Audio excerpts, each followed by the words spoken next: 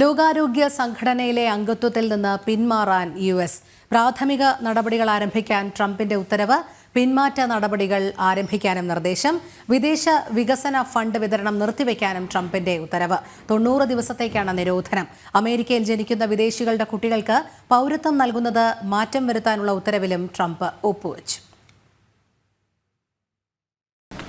So we paid $500 million to World Health when I was here, and I terminated it. China with 1.4 billion people. We have 350 to pay. We have, nobody knows what we have because so many people came in illegally, but let's say we have 325. They had 1.4 billion. They were paying 39 million, we were paying 500 million. It seemed a little unfair to me. So that wasn't the reason, but I dropped out. They offered me to come back for 39 million. In theory, it should be less than that, but you know. And when Biden came back, they came back for 500 million. He knew that you could have come back for 39 million. They wanted us back so badly, so we'll see what happens. Mr. President, pretty sad to think of it. China pays 39 million, and we pay 500 million, and China's a bigger country. കൂടുതൽ വിവരങ്ങളുമായി ഐസൺ ജോസ് ചേരുന്നു. ഐസൺ, ലോകാരോഗ്യ സംഘടനയിലെ അംഗത്വത്തിൽ നിന്ന് പിന്മാറുകയാണ് US. പ്രാഥമിക നടപടികൾ ആരംഭിക്കാൻ ട്രംപിന്റെ ഉത്തരവും ഇറങ്ങിക്കഴിഞ്ഞു. എങ്ങനെ നോക്കാം? തീർച്ചയായും ലോകാരോഗ്യ സംഘടനയുടെ അംഗത്വത്തിൽ നിന്നും പിന്മാറാനുള്ള നിലപാട് ട്രംപ് വളരെ കൃത്യമായി അറിയിച്ചിരിക്കുകയാണ്. അതിനുള്ള പ്രാഥമിക നടപടികൾ ആരംഭിക്കാനുള്ള നിർദ്ദേശം സർക്കാർ സംവിധാനങ്ങൾക്കും അതുപോലെ തന്നെ ഭരണകൂടത്തിനും നൽകിയിരിക്കുന്നു എന്നാണ് ഇപ്പോൾ നമുക്ക് അദ്ദേഹത്തിന്റെ വാക്കുകളിൽ നിന്നും മനസ്സിലാക്കാൻ സാധിക്കുന്നത്. ഇത് സംബന്ധിച്ച എക്സിക്യൂട്ടീവ് ഓർഡർ അദ്ദേഹം ഒപ്പുവെച്ചു. നമുക്ക് കാണാവുന്നതാണ്. അദ്ദേഹം നിരവധിയായ എക്സിക്യൂട്ടീവ് ഓർഡറുകൾ ഒപ്പുവെക്കുന്ന ദൃശ്യങ്ങളാണ് അതിനോടൊപ്പം തന്നെ നമ്മൾ കാണുന്നത്. അത്തരത്തിലൊരു എക്സിക്യൂട്ടീവ് ഓർഡർ ഇക്കാര്യത്തിലും ഒപ്പുവെച്ചിട്ടുണ്ട് എന്നാണ് അദ്ദേഹം വ്യക്തമാക്കുകയും ചെയ്തത്. നമുക്കറിയാവുന്നതാണ് ഇത് അദ്ദേഹം പറഞ്ഞതിൽ നിന്നും മനസ്സിലാക്കാൻ സാധിക്കുന്നത്. ചൈനയും അതുപോലെ തന്നെ അമേരിക്കയും ഈ ലോകാരോഗ്യ സംഘടനയ്ക്ക് കൃത്യമായി പണം നൽകുന്നുണ്ട്. എന്നാൽ ഈ ചൈന നൽകുന്ന പണത്തെക്കാൾ എത്രയോ ഇരട്ടിയാണ് ലോകാരോഗ്യ സംഘടനയ്ക്ക്. $500 ബില്യൺ സഹായമൊക്കെയാണ് അമേരിക്ക നൽകുന്നത്. ഇതിൽ നിന്ന് കുറവ് വരുത്താനുള്ള നിർദ്ദേശം നേരത്തെ പ്രസിഡന്റ് ആയിരുന്നപ്പോൾ അത്തരത്തിലൊരു നീക്കം നടത്തിയിരുന്നുവെങ്കിൽ കൂടി ബൈഡൻ തിരിച്ച് അധികാരത്തിൽ വന്നതിന് ശേഷം വീണ്ടും അത് $500 ബില്യൺ ആക്കി ഉയർത്തുന്ന ആ കരാർ ഒപ്പുവെക്കുകയും ആ ധാരണയോടൊപ്പം നീങ്ങുകയുമായിരുന്നു.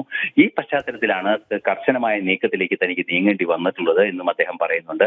സ്വാഭാവികമായും അദ്ദേഹം ഉദ്ദേശിക്കുന്നത് തങ്ങളുടെ പണം കൊണ്ട് മറ്റ് രാജ്യങ്ങളുടെ വെൽഫെയർ നടപ്പാക്കുന്ന വേൾഡ് ഹെൽത്ത് ഓർഗനൈസേഷന്റെ നിലപാടിനോട് അംഗീകരിക്കാവുന്ന ഒരു നിലപാട് സ്വീകരിക്കാൻ വയ്യ എന്ന് തന്നെയാണ് അദ്ദേഹം വ്യക്തമാക്കിയിരിക്കുന്നത്. തീർച്ചയായും അത് അതീവ ഗൗരവത്തോടെ തന്നെ വിഷയം വീക്ഷിക്കുന്നു എന്നും അദ്ദേഹം പറയുന്നുണ്ട്. അതുകൊണ്ട് തന്നെയാണ് ലോകാരോഗ്യ സംഘടനയിൽ നിന്നും പിന്മാറാനുള്ള കൃത്യമായൊരു നിലപാട്, ലോകാരോഗ്യ സംഘടനയുടെ അംഗത്വത്തിൽ നിന്നും പിന്മാറാനുള്ള ഒരു നിലപാട് ട്രംപിന്റെ ഭാഗത്ത് നിന്ന് ഉണ്ടാവുകയും ചെയ്തത്. ട്രംപ് അത്തരത്തിൽ പിന്മാറുകയാണെങ്കിൽ, ലോകാരോഗ്യ സംഘടനയുടെ അംഗത്വത്തിൽ നിന്നും അമേരിക്ക പിന്മാറുകയാണെങ്കിൽ ലോകാരോഗ്യ സംഘടനയുടെ 1/5 ഫണ്ട് നഷ്ടപ്പെടുന്ന ഒരു സാഹചര്യം പോലും ഉണ്ടാകും. തീർച്ചയായും ഇക്കാര്യത്തിൽ കർശനമായ നടപടി ട്രംപിന്റെ ഭാഗത്തു നിന്ന് ഉണ്ടാകുമെന്ന ഉറപ്പായ ഒരു പശ്ചാത്തലം തന്നെയാണ് നിലനിൽക്കുന്നത്. തീർച്ചയായും അത് രാജ്യത്തിന്റെ താല്പര്യം കൃത്യമായും അങ്ങനെയാണ് എന്ന ബോധ്യത്തിന്റെ അടിസ്ഥാനത്തിൽ തന്നെയാണ് ട്രംപ് ഈ നീക്കത്തിനെ തുടർന്ന് ഇറങ്ങിയിരിക്കുന്നത് എന്നാണ് മനസ്സിലാക്കാൻ സാധിക്കുന്നത്. രോഹിണി. അതെ ഐസൺ, അതോടൊപ്പം മറ്റൊരു കാര്യം കൂടി, ഈ അമേരിക്കയിൽ ജനിക്കുന്ന വിദേശികളുടെ കുട്ടികൾക്ക് പൗരത്വം നൽകുന്നത് മാറ്റം വരുത്താനുള്ള ഉത്തരവിലും ട്രംപ് ഒപ്പുവെച്ചു എന്നാണ്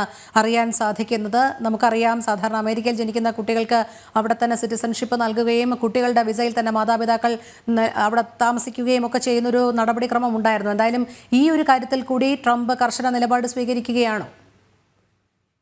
രോഹിണി, അമേരിക്കൻ ഭരണഘടനയുടെ 14ാമത് ഭേദഗതി പ്രകാരം അവിടെ ജനിക്കുന്ന ബോൺ ഇൻ ലാൻഡ് എന്ന് പറയുന്ന സംവിധാനത്തിൽ, അതായത് കുട്ടികൾ ജനിക്കുന്നത് അമേരിക്കയുടെ അധികാര അധീനതയിലുള്ള പ്രദേശത്ത് അല്ലെങ്കിൽ അമേരിക്കയിലാണ് എങ്കിൽ അവിടെ സ്വാഭാവികമായും പൗരത്വം ലഭിക്കുന്ന ഒരു സാഹചര്യമുണ്ട്. ഇത് മുതലെടുത്ത് മെക്സിക്കോയിൽ നിന്നും അതുപോലെ തന്നെ അനധികൃതമായി കുടിയേറി വന്നവരെല്ലാം തന്നെ അവരുടെ കുട്ടികൾ അവിടെ ജനിക്കുന്ന ഒരു സാഹചര്യം ഉണ്ടാകുമ്പോൾ ആ കുട്ടികളുടെ സംരക്ഷണത്തിനും രക്ഷകർതൃത്വം പൂർണ്ണമായും ബയോളജിക്കൽ പാരന്റ്സിനെ നൽകണമെന്ന നിലപാട് വളരെ കൃത്യമായും പിന്തുടരുന്ന ഒരു രാജ്യമാണ് അമേരിക്ക. അതുകൊണ്ട് തന്നെ അമേരിക്കയ്ക്ക് അത്തരത്തിലൊരു നിലപാടുള്ളത് കൊണ്ട് അത് മുതലെടുക്കാനുള്ള നീക്കം ഈ അനധികൃത കുടിയേറ്റക്കാർ നടത്തുന്നു എന്നതാണ് പ്രകോപനപരമായ ഈ തീരുമാനം ഉണ്ടാക്കാൻ അല്ലെങ്കിൽ ഇത്തരത്തിലൊരു നീക്കത്തിലേക്ക് ട്രംപിനെ നയിക്കാൻ ഒരു കാരണമായത്.